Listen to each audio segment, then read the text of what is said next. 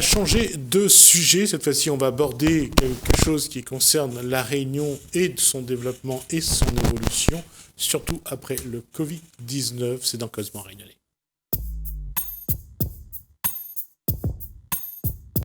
Ça a fait réagir Catherine Payette. C'était pas le but du jeu, c'est vrai, le Covid-19, j'ai ajouté ça par hasard. Bonsoir Catherine Payette. Bonsoir Monsieur Ramoudou. Fondatrice donc d'un bureau d'études et également directrice de Réunicité. Bonsoir. Également, alors je vais prendre mon temps pour le dire, Marine Fariziala, donc chargée de mission, et plus encore, pour préciser votre fonction, c'est... Donc je suis travailleur social. Travailleur social. Alors, Réunicité, Catherine Payette, c'est quoi? Alors, Réunicité est un bureau d'études qui est spécialisé en ingénierie socio-urbaine. Nos équipes interviennent principalement auprès des acteurs publics, notamment les mairies et les bailleurs sociaux, au sein de quartiers qui sont réputés difficiles, avec des problématiques sociales qui sont fortes. Nous intervenons sur des sujets tels que les missions d'œuvre sociale urbaine, les MOUS, les RHI, la résorption de l'habitat insalubre. Et donc tout ça, un bureau d'études indépendant. Et nous avons pris l'initiative, donc effectivement, suite à la crise sanitaire qui est intervenue de manière assez radicale et qui a déjà commencé à générer une crise économique. On a souhaité, nous, apporter notre expertise pour faire un éclairage sur les conséquences de cette crise sanitaire en matière d'urgence sociale à La Réunion.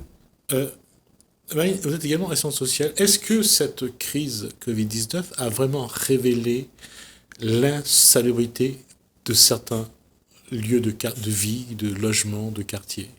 Alors déjà, nous sommes vraiment acteurs sociaux et comme l'a dit Catherine, nous avons vraiment un regard d'expertise sociale. Concrètement, sur le terrain, au quotidien, nous sommes en contact régulièrement avec ces familles qui ont des problématiques de mal logement, mais pas que. Donc des problématiques vraiment financières, vraiment globalement sociales.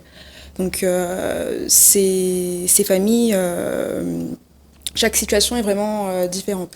Donc c'est vraiment un accompagnement donc, sur le terrain. On fait aussi de la médiation, mais on accompagne ces familles à la sortie de l'insalubrité. C'est l'objectif principal de notre accompagnement. On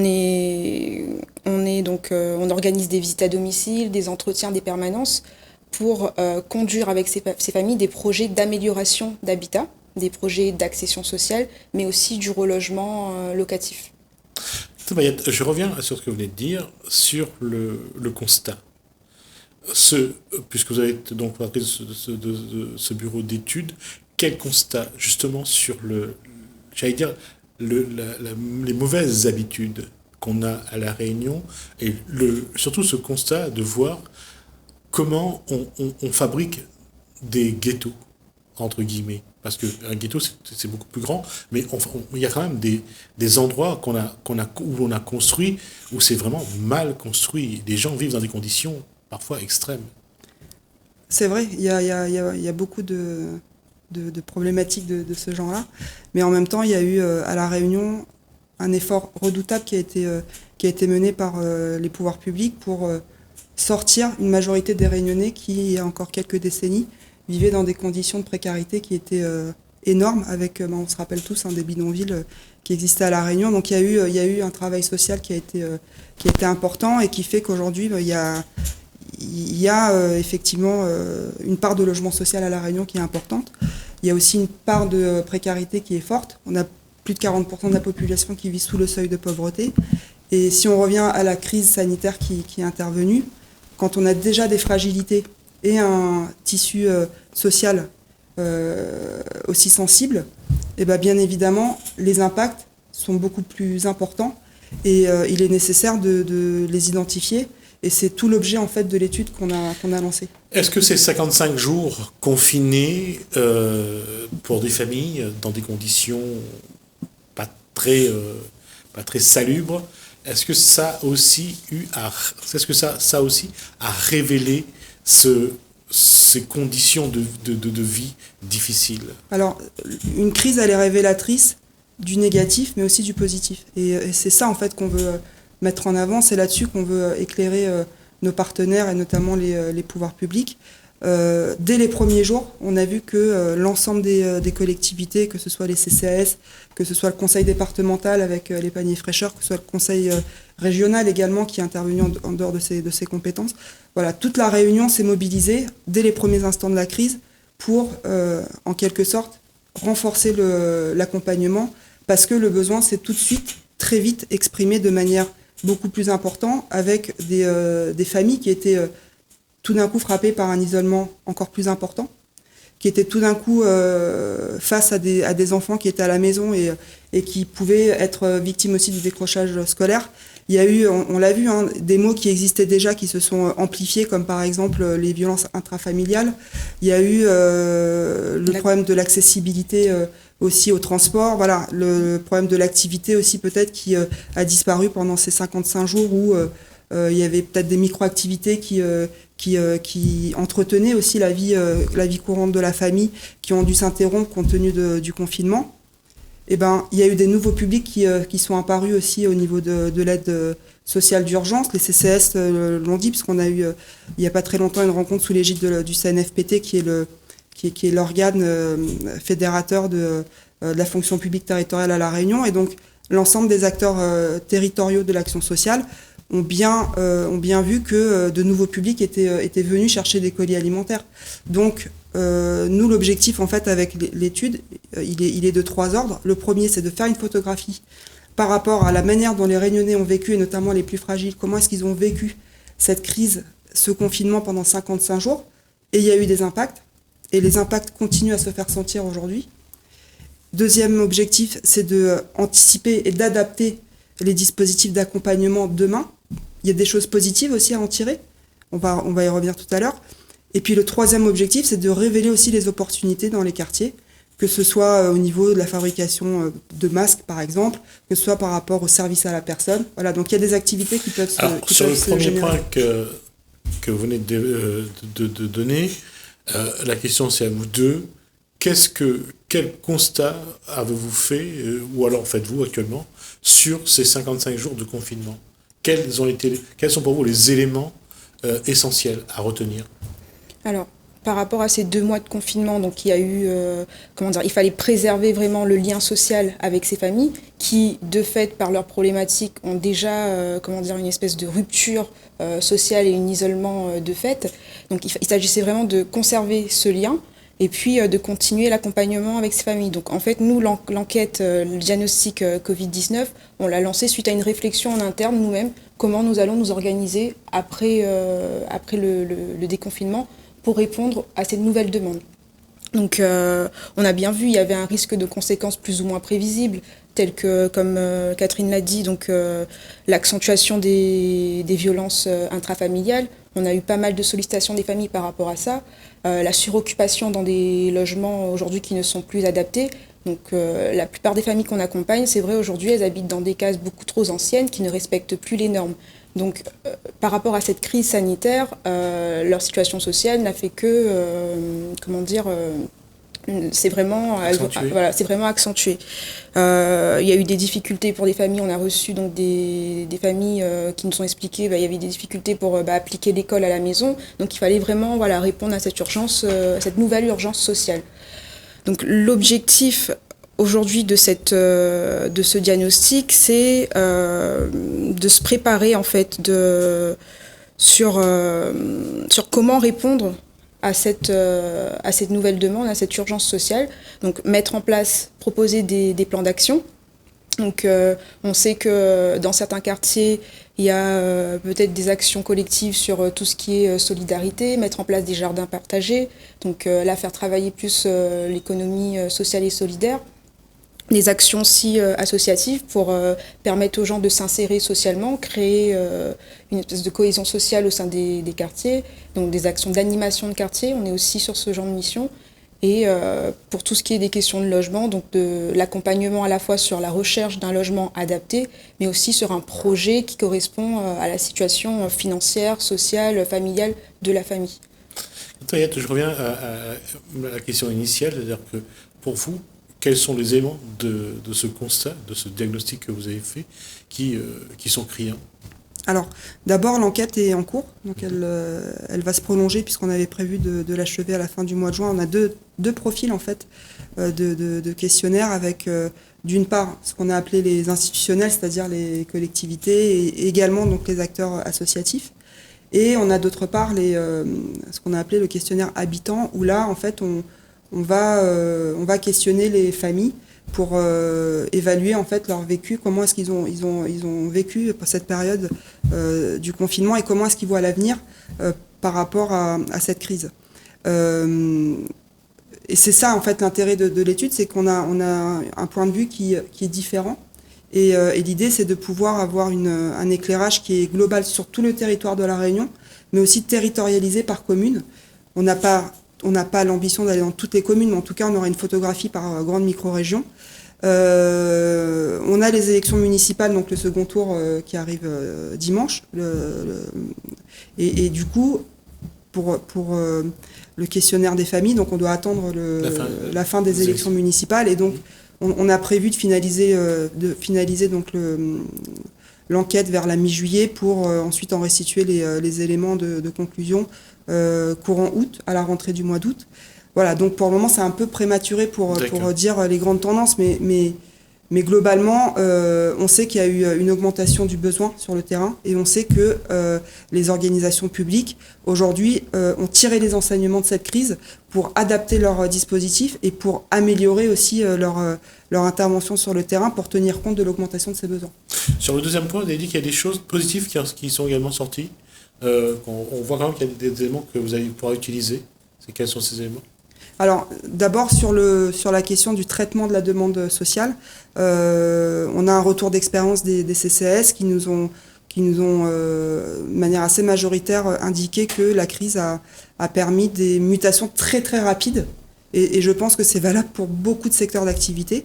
Il y a une transformation numérique qui s'est opérée. Même si à La Réunion, il y a une grosse fracture numérique, il a fallu mettre en place des outils pour que la population puisse avoir accès à l'information et aux services publics. Donc ça, c'est une première chose.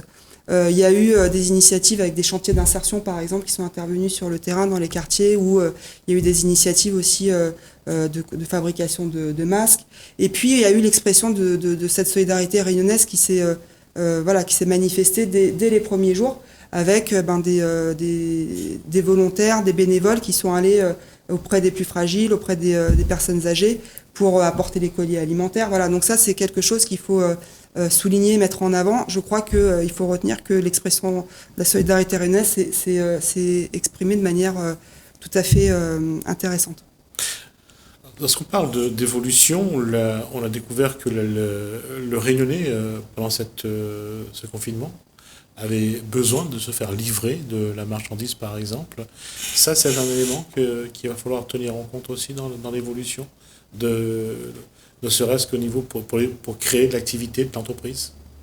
Alors, au-delà de l'aspect social, en fait, des publics que nous, on rencontre sur le terrain, je crois que très globalement, il y a une évolution des modes de consommation sous le poids de l'incapacité d'aller dans les magasins et d'aller en masse dans les supermarchés. Donc, il y a des services qui se développent.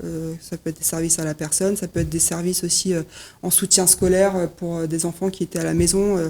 Et donc, voilà, c'est des micro-activités. On a parlé d'économie sociale et solidaire. Voilà, il y a des micro-activités qu'il faut absolument saisir pour pouvoir développer de l'activité quand l'activité, à un moment donné, a dû être arrêtée pour des raisons liées à la crise, quoi. Alors, pour les Réunionnais qui nous regardent, et Réunionnaises également qui nous regardent, ma question aujourd'hui avec Réunicité, votre objectif aujourd'hui, est-ce que vous pouvez nous l'expliquer ? Ce que vous voulez faire, comment vous voulez faire pour apporter du mieux-être à La Réunion ? En fait, nous, on est vraiment au plus proche, en fait, en contact direct. Enfin, les équipes qui sont au sein de Réunicité travaillent au quotidien auprès des familles et sont les interlocuteurs privilégiés, en fait, des personnes qui sont dans la difficulté, qui ont besoin d'avoir un accès avec un service social comme la CAF, par exemple, ou faire avancer leurs projets d'accession à la propriété, par exemple, pour la régularisation des occupations sans titre, par exemple. Voilà, donc on est en prise directe, finalement, avec les réalités de terrain. Nous, notre objectif, c'est de pouvoir accompagner demain les acteurs publics dans l'adaptation des dispositifs pour que ceux-ci répondent au mieux aux attentes du terrain et au mieux aux besoins de la population réunionnaise dans son évolution. Alors pas que par rapport à la crise, mais aussi demain dans la capacité de la société réunionnaise à évoluer par rapport à une situation qui est inédite, mais qui peut être aussi révélatrice de choses très positives. Marine, dans l'émission que vous avez en tant que chargée de mission ou assistante sociale, quelles sont les nouvelles demandes que vous avez découvertes, les nouvelles demandes des personnes qui viennent vous rencontrer? Qu'est-ce qui a évolué, qu'est-ce qui a changé dans leur façon de faire? Alors par exemple, dans les démarches administratives, tout se fait pratiquement aujourd'hui via du numérique. Donc aujourd'hui, les familles nous contactent pour monter un dossier de demande de logement, toujours via le numérique. Certaines familles n'ont pas la possibilité aujourd'hui d'accéder à ces outils. Donc aujourd'hui, vraiment, on accompagne les familles du début du montage de dossier, de l'instruction, mais aussi au maintien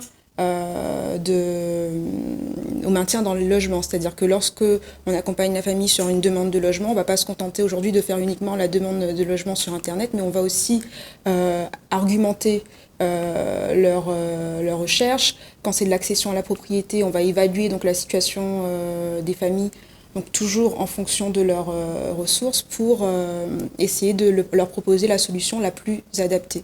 Donc c'est vraiment aujourd'hui un accompagnement en proximité, sachant que nous, au niveau de Réunicité, en tant que chargé de mission, on fait vraiment l'interface entre les institutions, que ce soit collectivités, associations, et les familles.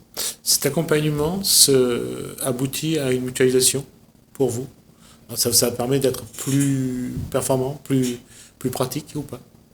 Puisque vous allez avoir des dossiers qui se ressemblent, qui demandent les mêmes interventions. Au niveau de l'équipe, pour le travail, je pense. Alors, on a une équipe qui est très polyvalente, mais qui est quand même spécialisée par thème. Projet, par projet géographique. On travaille beaucoup sur l'Ouest, sur Saint-Paul, sur le port, et on est en train de développer donc notre intervention partout dans l'île.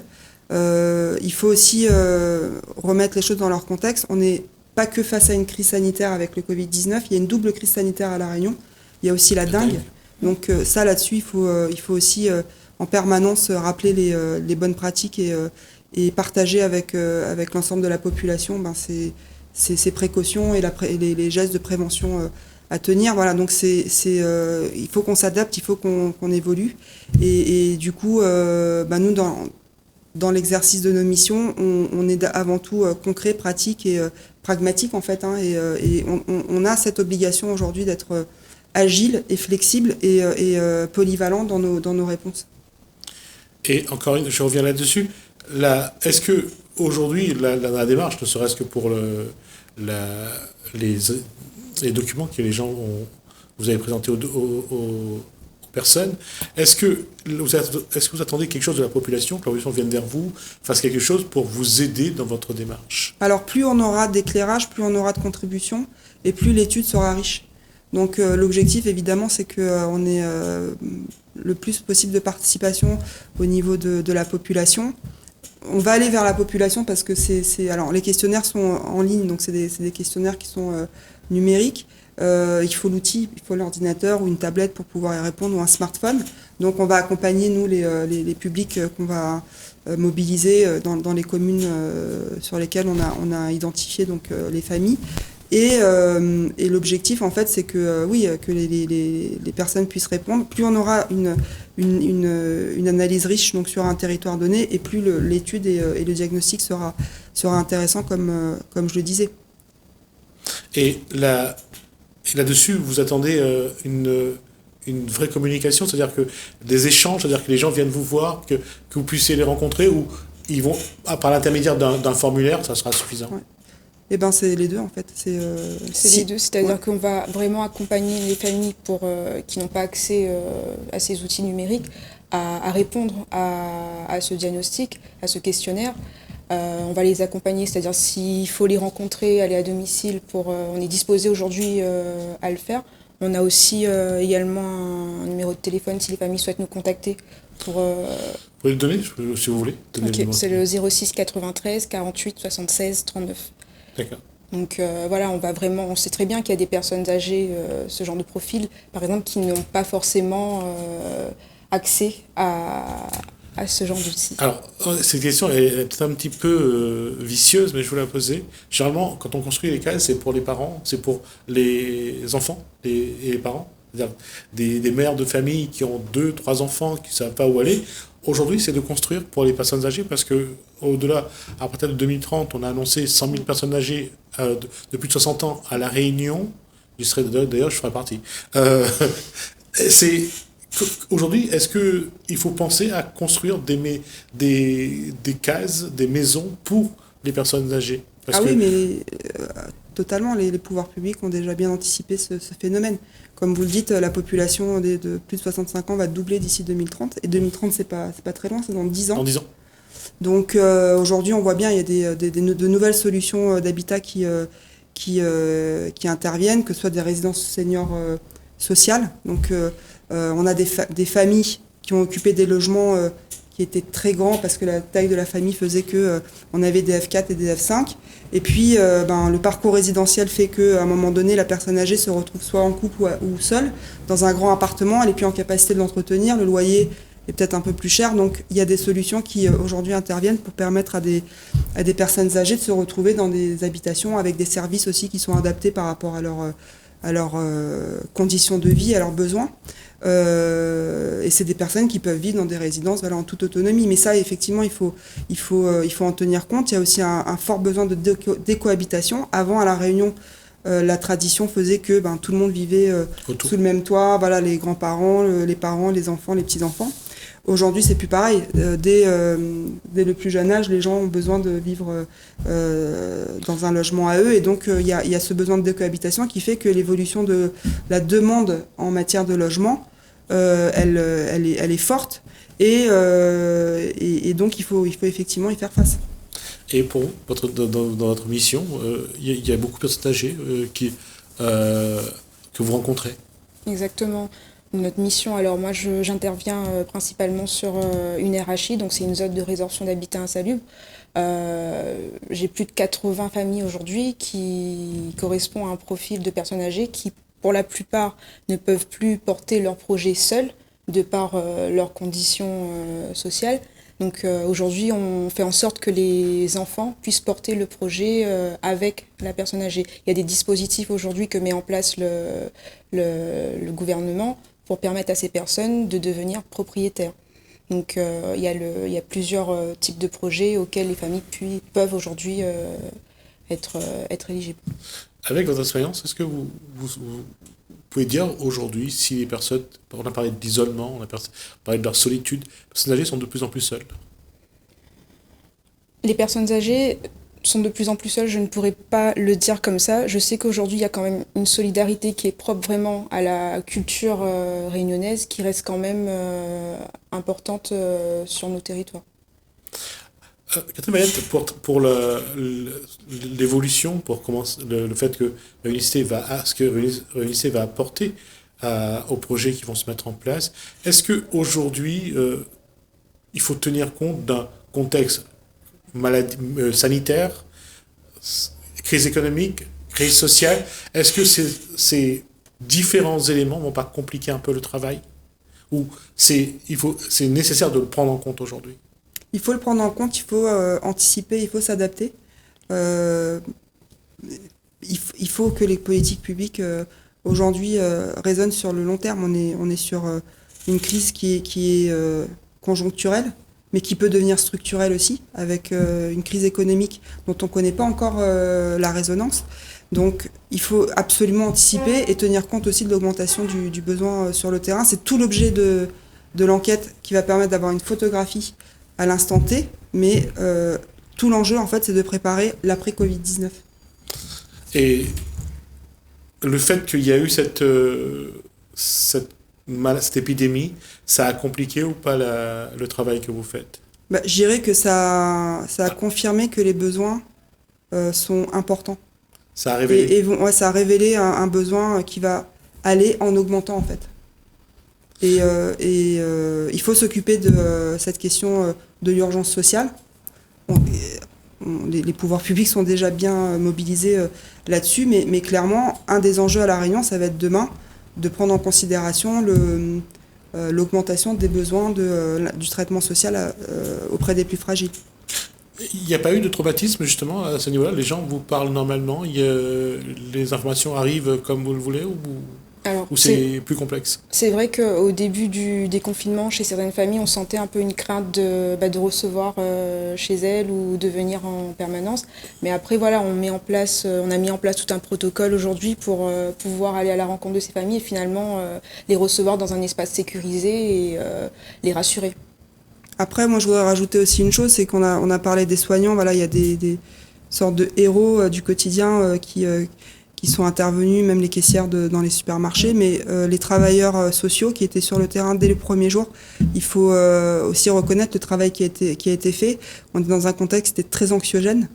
Les gens avaient peur de sortir, et donc ceux qui avaient le courage d'aller sur le terrain pour aller distribuer les colis alimentaires, pour aller rompre l'isolement de ceux qui en avaient besoin, je crois qu'il faut aussi saluer et reconnaître le travail qui a été fait, et ça, c'est important. On a fait le tour? On a fait le tour.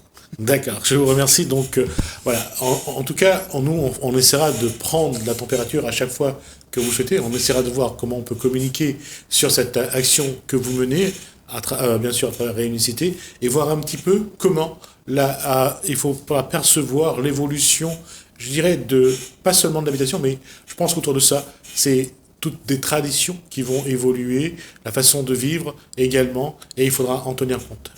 Et tout l'enjeu, c'est de préserver le vivre ensemble réunionnais. D'accord. Bah, écoutez, on s'arrêtera là-dessus. Préserver donc le vivre ensemble réunionnais. Merci. Merci à vous. Merci de nous avoir reçus. Et merci également donc à Marine, qui va dire son nom. Farisiala. Voilà, Farisiala. À chaque fois, j'ai un petit souci. Merci à vous en tout cas de nous avoir suivis. Merci Hélène, merci François. Je vous dis à bientôt.